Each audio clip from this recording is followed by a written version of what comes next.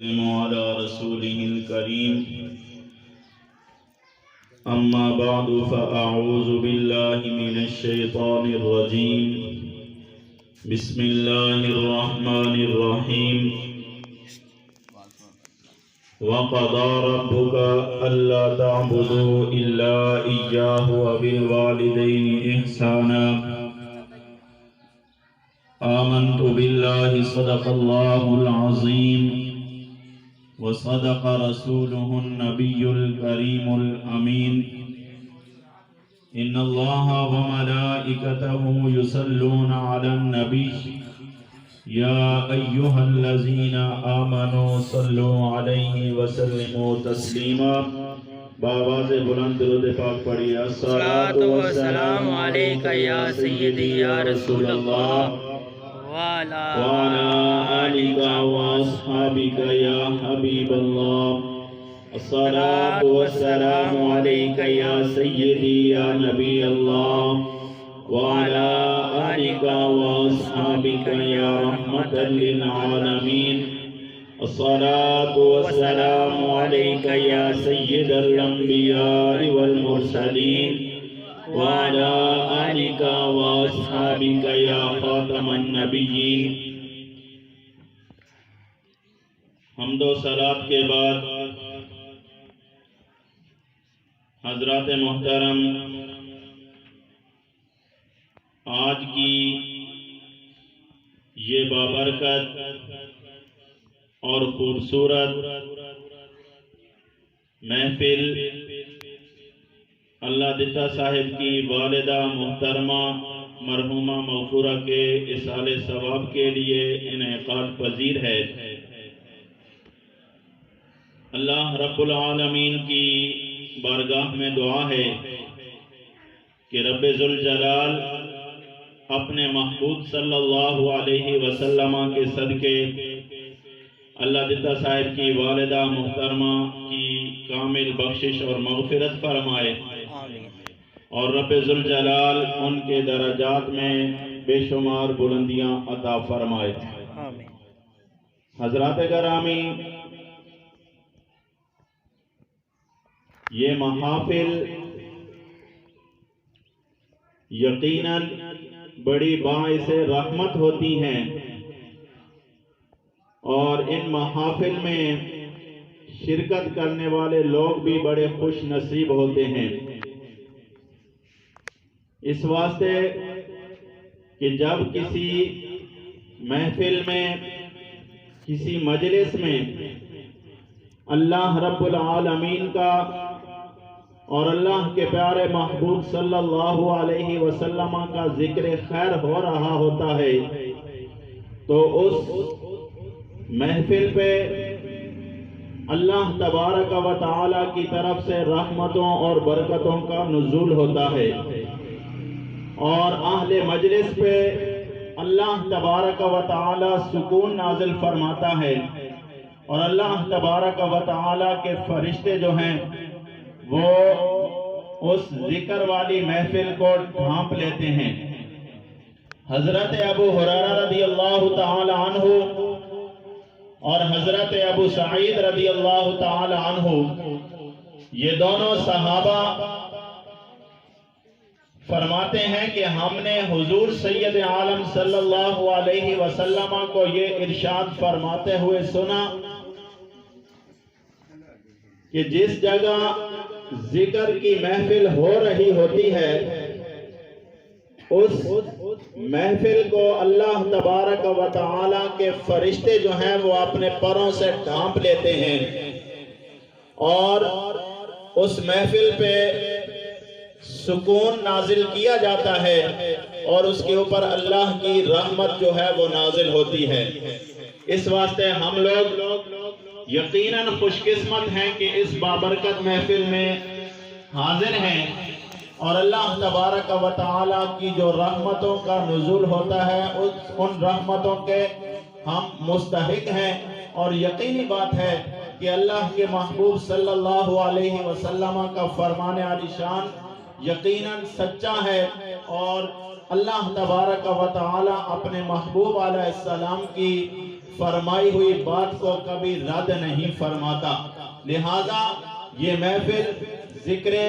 خدا بھی ہے، ذکر رسول کی بھی محفل ہے، لہذا یقینی بات ہے کہ اس کے اوپر بھی اللہ کی رحمتوں کا نزول ہو رہا ہے۔ حضرات محترم، ہم لوگ ذرا لاپرواہی کرتے ہیں، سستی کرتے ہیں، اور ان محافل کی طرف ہماری توجہ جو ہے وہ کم ہوتی ہے، اور اگر محفل میں آ بھی جائیں تو اکثر جگہ دیکھا گیا ہے کہ لوگ اپنی باتوں میں لگے رہتے ہیں، اور اس محفل کی جو ذکر ہوتا ہے اس کو کوئی اہمیت نہیں دیتے اور اپنی باتوں میں لگے رہتے ہیں۔ تو ایسا کام ہرگز نہیں ہونا چاہیے۔ یہ یاد رکھیں کہ جب بھی کسی محفل میں جائیں تو وہاں یہ سوچ کے جائیں، یہ ذہن میں بٹھا کے جائیں کہ اس محفل میں اللہ کا ذکر ہو رہا ہے، اور جس محفل میں اللہ کا ذکر ہو رہا ہو وہ محفل بڑی بابرکت ہوتی ہے۔ اس محفل کو اللہ کی فرشتے جو ہیں وہ ڈھانپ لیتے ہیں، اور اس محفل کے اوپر اللہ کی رحمت نازل ہوتی ہے۔ لہٰذا وہاں محفل میں بیٹھ کے خاموشی کے ساتھ اللہ کا ذکر سننا چاہیے اور اللہ کا ذکر کرنا چاہیے تاکہ رحمتوں کے مستحق بن جائیں۔ حضرات گرامی، میں نے قرآن کریم کی آیہ مبارکہ آپ لوگوں کے سامنے تلاوت کی ہے، جس میں اللہ تبارک و تعالی کی طرف سے حکم دیا گیا کہ وَقَضَى رَبُّكَ أَلَّا تَعْبُدُوا إِلَّا إِيَّاهُ، کہ تمہارے رب کی طرف سے یہ حکم دیا گیا ہے تمہیں کہ تم اللہ کی عبادت کرو، اللہ تبارک و تعالی کے ساتھ کسی کو شریک نہ ٹھہراؤ، وَبِالْوَالِدَيْنِ إِحْسَانًا، اور اپنے والدین کے ساتھ احسان کرو، حسن سلوک کرو۔ حضرات گرامی، اللہ تبارک و تعالی کے پیارے محبوب صلی اللہ علیہ وسلم کی خدمت میں ایک شخص نے حاضر ہو کر عرض کی، یا رسول اللہ صلی اللہ علیہ وسلم، میرے حسن سلوک کا سب سے زیادہ حقدار کون ہے؟ تو رسول اللہ صلی اللہ علیہ وسلم نے ارشاد فرمایا، امکا ثم امکا ثم امکا ثم اباکا، یعنی حضور سید عالم صلی اللہ علیہ وسلم نے 3 مرتبہ اسے ارشاد فرمایا کہ تیرے حسن سلوک کا سب سے زیادہ جو حقدار ہے وہ تیری ماں ہے، تیری ماں ہے، تیری ماں ہے، اور 4تھی مرتبہ حضور نے ارشاد فرمایا کہ تیرے حسن سلوک کا حقدار تیرا باپ ہے۔ حضرات گرامی، آپ دیکھتے ہیں کہ ماں باپ جب ان کی اولاد چھوٹی ہوتی ہے تو ماں باپ جو ہے وہ کتنی فکر کرتے ہیں، اور اپنی اولاد کو ہر لمحہ سکھی رکھنے کے لیے، خوش رکھنے کے لیے خود طرح طرح کی مصیبتیں جو ہیں وہ جھیلتے ہیں اور طرح طرح کی تکالیف کو برداشت کرتے ہیں، صرف کس لیے کہ ہماری اولاد کے اوپر کوئی مشکل وقت نہ آئے اور ہماری اولاد جو ہے وہ خوش رہے، سکھی رہے۔ جب ماں باپ بوڑھے ہو جاتے ہیں تو پھر یقیناً یہ اولاد جو جوان ہو جاتی ہے، اس اولاد کا بھی حق بنتا ہے کہ وہ اپنے والدین کے ساتھ حسن سلوک کریں، اپنے والدین کے ساتھ احسان کریں، اور انہیں ہر طرح سے خوشی رکھنے کی، سکھی رکھنے کی کوشش کریں تاکہ ان کے والدین خوش رہیں، اور ان کی زبانوں سے اللہ تبارک و تعالیٰ کی بارگاہ میں اپنی اولاد کے لیے دعائیں جو ہے وہ نکلتی رہیں۔ آج ہمارے معاشرے کے اندر ایک یہ بھی بڑا عجیب دن آ گیا ہے کہ جب اولاد چھوٹی ہوتی ہے تو ماں باپ کو خوش رکھتی ہے، لیکن جب ذرا جوان ہو جائے تو اس کے بعد پھر والدین کو کوئی اہمیت نہیں دی جاتی، ان کی باتوں کو کوئی اہمیت نہیں دی جاتی، اور اپنی بات جو ہے وہ ہر ممکن کوشش کی جاتی ہے کہ جو بات ہمارے منہ سے نکل جائے وہی پوری ہونی چاہیے۔ تو ایسی صورتحال میں اکثر لوگوں کو دیکھا ہے کہ وہ ماں باپ کو ناراض کر دیتے ہیں، ماں باپ دکھی رہتے ہیں، اور ماں باپ جو ہیں وہ غم زدہ رہتے ہیں کہ ہم نے جس اولاد کے لیے طرح طرح کی تکلیفوں کو برداشت کیا، طرح طرح کی مصیبتوں کو برداشت کیا، آج وہی اولاد ہماری نافرمان ہو گئی ہے، وہی اولاد ہمیں دکھ پہنچا رہی ہے۔ تو ایسی صورتحال جو ہے یہ انسان کے لیے بہت کربناک ہوتی ہے، دردناک ہوتی ہے۔ لہٰذا اس صورتحال سے بچنا چاہیے کہ جب انسان بڑا ہو جائے اور اس کے ماں باپ بوڑھے ہو جائیں، تو جب ماں باپ بوڑھے ہو جاتے ہیں تو ان کی یہ خواہش ہوتی ہے کہ ہماری اولاد ہماری آنکھوں کے سامنے رہے اور ہماری آنکھوں کو ٹھنڈک پہنچاتی رہے۔ جب اولاد کی طرف باپ دیکھتا ہے یا ماں دیکھتی ہے تو انہیں بڑا سکون ملتا ہے، اور ماں باپ جب خوش ہوتے ہیں اپنی اولاد کو دیکھ کر تو یقینی طور پہ ان کی زبان سے، ان کے منہ سے اولاد کے لیے اچھے کلمات نکلتے ہیں جو انسان کے لیے بہت زیادہ فائدہ مند ہوتے ہیں۔ حضرات گرامی، حضور سید عالم صلی اللہ علیہ وسلم کی بارگاہ میں ایک شخص حاضر ہوتا ہے اور عرض کرتا ہے کہ یا رسول اللہ صلی اللہ علیہ وسلم، میں نے اپنی ماں کو اپنے کندھوں کے اوپر اٹھا کر 6 میل کا سفر جو ہے وہ کیا ہے، اور وہ بھی ایسے موسم میں، اتنے گرم موسم میں اتنا میں نے سفر کیا ہے کہ اتنی شدید گرمی تھی کہ اس گرمی میں اگر گوشت کا ٹکڑا پھینکا جائے تو وہ بھی بھن جائے، تو کیا میں نے اپنی ماں کی خدمت کا حق ادا کر دیا ہے؟ تو حضور سید عالم صلی اللہ علیہ وسلم نے ارشاد فرمایا کہ تو نے اپنی ماں کا حق ادا نہیں کیا، بلکہ اس کی صرف ایک خدمت کا تو نے حق ادا کیا ہے، ساری خدمات کا حق ادا نہیں کیا۔ تو اس واسطے حضرات گرامی، ماں باپ کا بڑا مقام اور مرتبہ ہے، ماں باپ کے ساتھ حسن سلوک کا حکم رب تعالیٰ نے دیا ہے، رب تعالیٰ کے پیارے محبوب صلی اللہ علیہ وسلم نے دیا ہے۔ اس واسطے ہر بندہ جن کے ماں باپ سلامت ہیں انہیں یہ کوشش کرنی چاہیے کہ اپنے ماں باپ کے ساتھ حسن سلوک سے پیش آئیں، اپنے ماں باپ کی خدمت کریں اور ان کی